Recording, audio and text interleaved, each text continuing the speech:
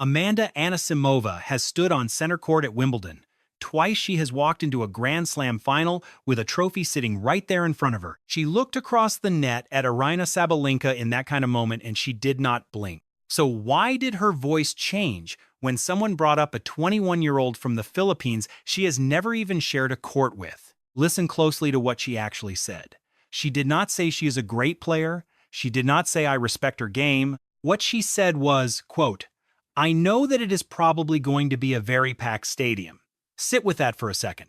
A two-time Grand Slam finalist gets asked about her next opponent, and the very first thing that comes out of her mouth is not about tennis at all. It is about the crowd. That is not normal. Mistake. That is not how players ranked inside the top 10 usually talk before a match. They talk about game plans. They talk about matchups, about tendencies, about film they studied the night before. Anisimova skipped every bit of that and went straight to something that, on paper, should have nothing to do with forehands and backhands. So here is the real question hanging over all of this.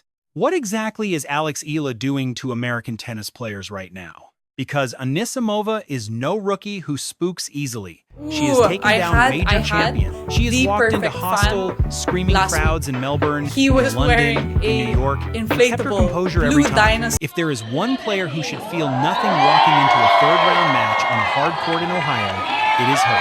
And yet, there she was, sounding like she already knew something the rest of us have not caught on to yet. This is not really a story about one tennis match. Not at its core. This is a story about what happens when a 21-year-old steps into a stadium inside a country that is not even hers and somehow, without anyone fully noticing how, turns that building into her own personal home court. By the time this video is over, you are going to understand exactly why one of the toughest competitors on the entire WTA Tour is bracing herself for something no coach, no drill, and no film session could ever prepare her for. But before we get to what Anisimova is really afraid of, you need to understand who Alex Eala actually is and just how fast all of this happened. Let's rewind the tape, because 3 weeks ago, most casual tennis fans in America could not have picked Alex Eala out of a lineup, let alone told you her name. Today, she is the highest-ranked Filipina in the history of the sport. She sits at world number 20, and she just walked into Cincinnati as the number 17 seed, the highest seeding of her entire career. That number is not just a nice detail. Seeding is math, not height. It means the tour itself, the organization that tracks every result on every surface, now looks at her and sees one of the most dangerous names in this draw. Here is how fast she got here. In Washington earlier this month, Eala won her very first WTA Tour singles title. And this was not some quiet, forgettable battle. She beat Leylah Fernandez. She beat Alina Svitolina. She beat Naomi Osaka.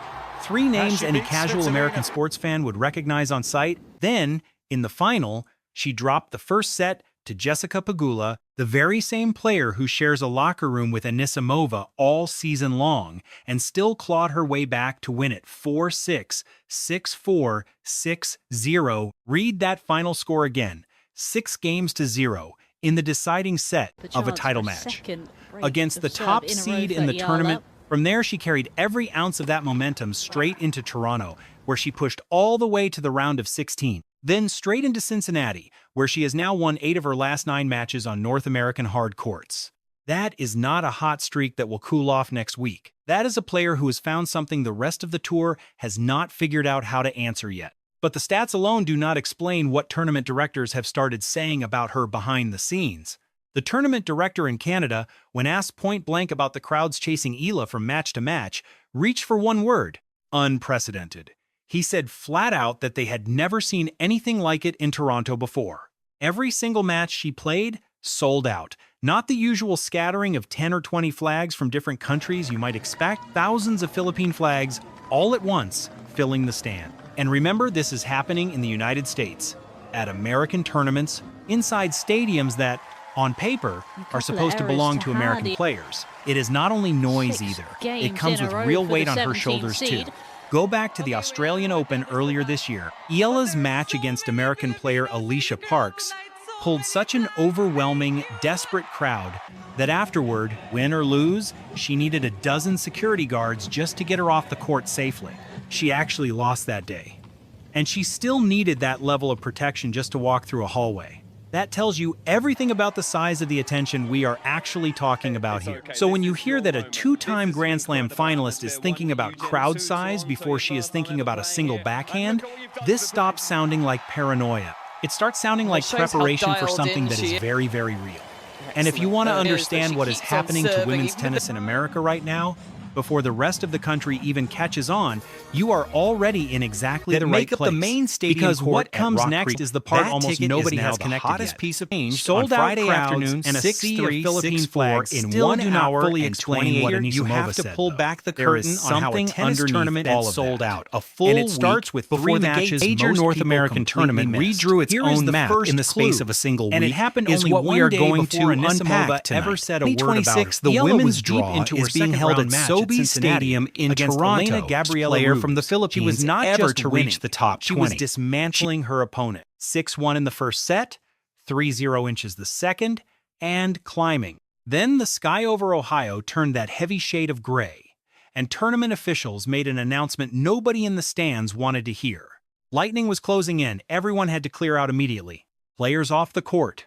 Fans hustled out of their seats. WTA singles title at the 1-2-1-1 Mubadala DC with Open no in promise Washington. of when it would Where's resume. Emory? An entire Now here is where the tennis tension tournament of the story stopped cold by actually weather, lives, while Eala and it is sat just 3 games away from another win. When the courts were finally declared safe again, officials made the call.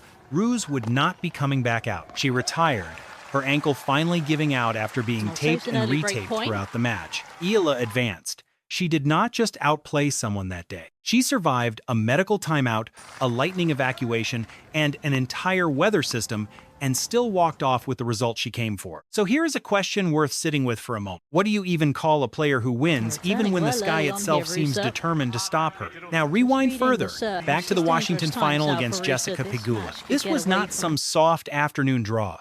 Pegula was the top seed. Pegula had been taking down elite players all season long, and Eala dropped the very first set 4-6.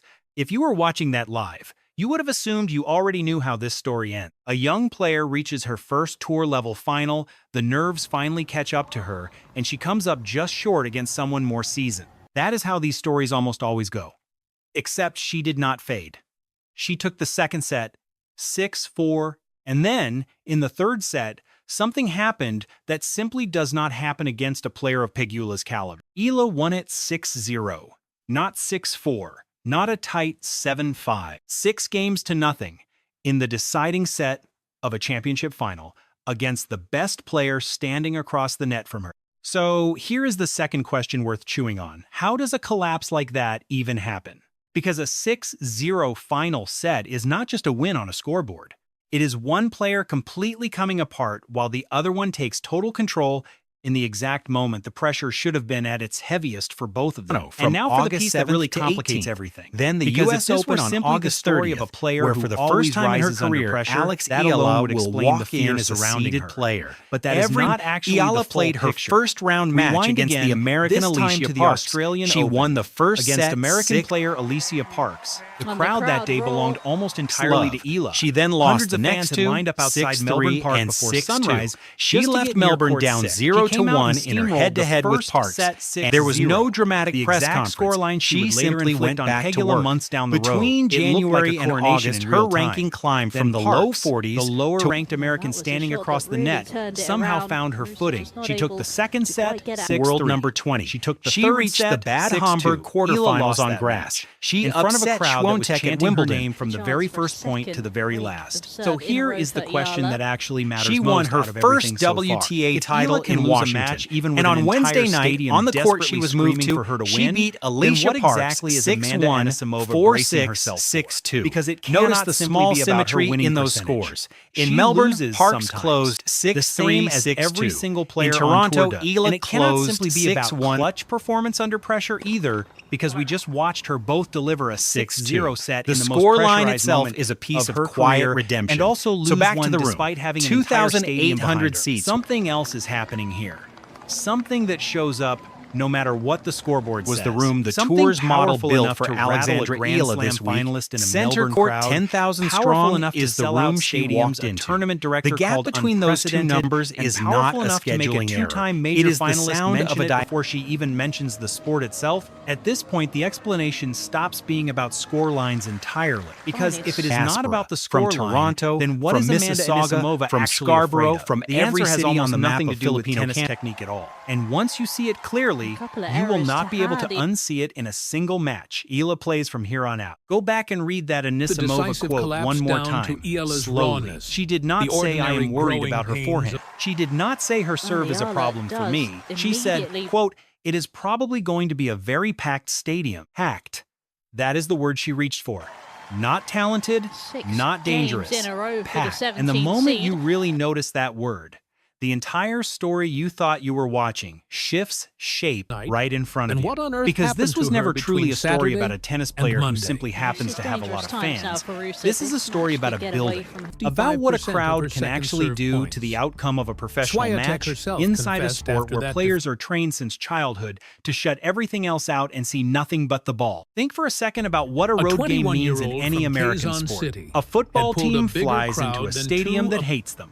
Every time they touch the ball, the crowd erupts against them. Communication on the field gets harder.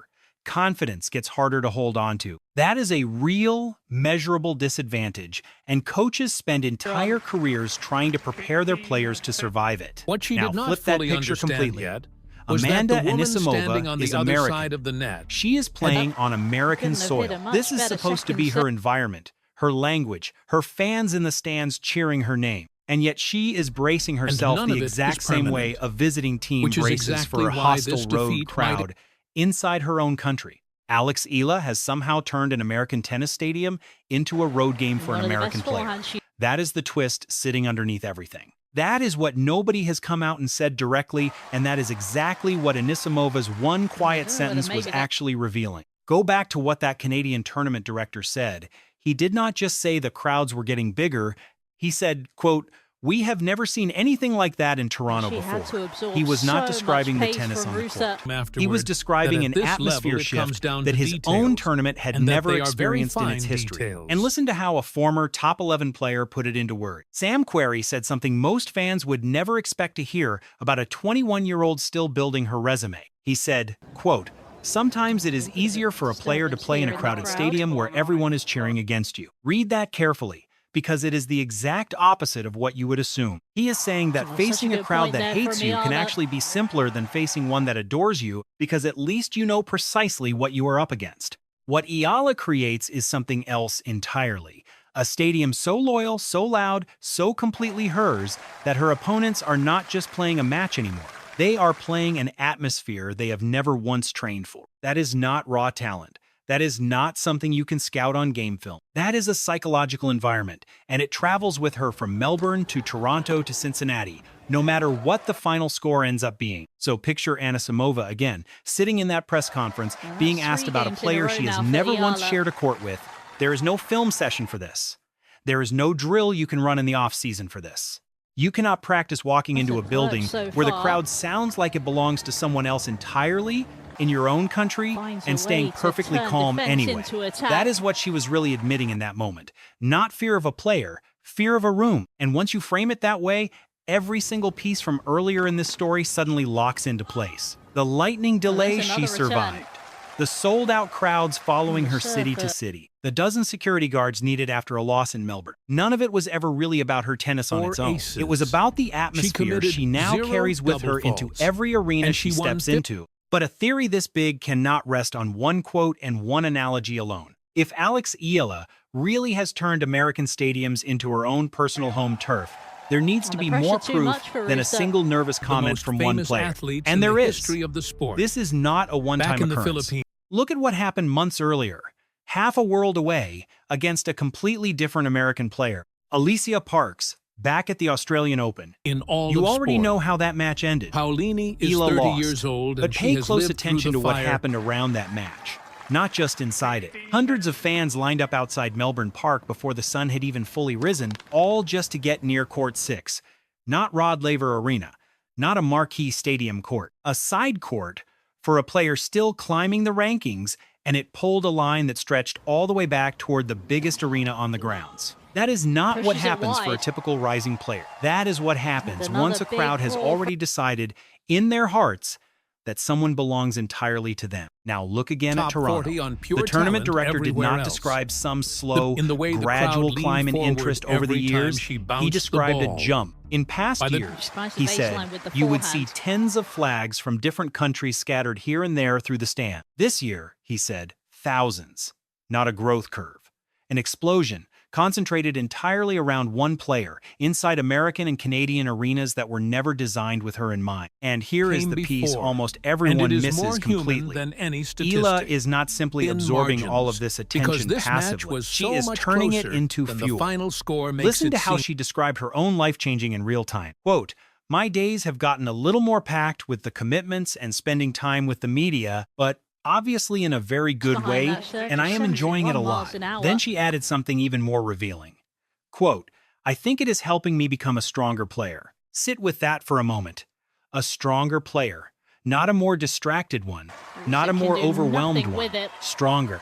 Most 21-year-olds would describe nonstop crowds and constant media obligations as a burden weighing them down. Eala describes it as training. That one sentence closes the loop on everything Anisimova was really admitting back in that press conference. Because if the noise, the flags, the sold-out stands actually make Eala stronger, then every opponent walking into that stadium is not simply facing her game. They are facing a sharper, more dangerous version of her. One that seems to grow the louder the room gets around her. Now tie it all the way back to where this story began. Anisimova is not the first American to feel this creeping into her preparation. Alicia Parks felt it first in Melbourne, inside a crowd overwhelmingly against her, despite technically being the home continent player in every sense but one. A Canadian tournament director felt it enough to call it unprecedented inside his own building. A former top 11 player felt it enough to publicly compare facing her crowd to something genuinely difficult to prepare for, on record, without being asked twice. And here is something almost nobody has said out loud yet. This kind of home court reversal, where a player from outside the traditional tennis powers walks into American arenas and turns them into personal strongholds, is almost unheard of for anyone from Southeast Asia in the modern era of this tour. This is not just a hot streak from a talented young player enjoying a moment in the sun. This is closer to something the sport has genuinely never dealt with before, and the tour itself has not yet figured out how to prepare its own players to face it. So when Amanda Anisimova finally steps onto that court in Cincinnati, she is not just walking out to face a rising star with a dangerous forehand. She is walking into something the entire WTA has not quite figured out how to handle yet. So here, finally, is the real answer. Amanda Anisimova is not afraid of a tennis player. She is afraid of a phenomenon. And phenomena do not politely pack up and disappear after one match. Think about everything that just happened here. A two-time Grand Slam finalist, someone who has walked out onto center court at Wimbledon and stood inside a US Open final under the brightest lights this sport has to offer, chose to talk about crowd size before she brought up a single technical detail about her opponent. That was never nerves about a forehand. That was someone quietly bracing for an environment she has never had to survive before, and doing it in her own country. And once you have seen it laid out like this, you cannot unsee it. The lightning delay that could not stop her. The 6-0 set produced under the heaviest pressure of her career. The loss in Melbourne that somehow generated more conversation than most of her wins combined. None of these moments make full sense as isolated stories on their own. They only click into place together as proof of something far bigger than any single match on any single day. Here is what comes next. The US Open is 2 weeks away. New York. The loudest, most electric stadium anywhere in American tennis. If a third-round match in Cincinnati was enough to make a Grand Slam finalist mention crowd size before mentioning tennis at all, just imagine what happens when Alex Eala walks into Arthur Ashe Stadium in front of a crowd that has been building toward this exact moment all summer long. If you thought Cincinnati was loud, wait until New York finds out exactly who Alex Eala really is. Because here is the question nobody can answer yet. How many more top 10 players are about to say some version of what Anisimova just said out loud? And when they do, Will you already understand Trying exactly hard what they not to mean, think about or him will you be watching. scrambling to catch up This while it was the happens same live in front of the Paulini that entire tennis Eala world? That is exactly why this channel exists. To catch these moments before they turn into the story everyone else is suddenly scrambling to talk about. If you want to be ahead of the New York moment, instead of chasing it after the fact, this is exactly where you need to stay.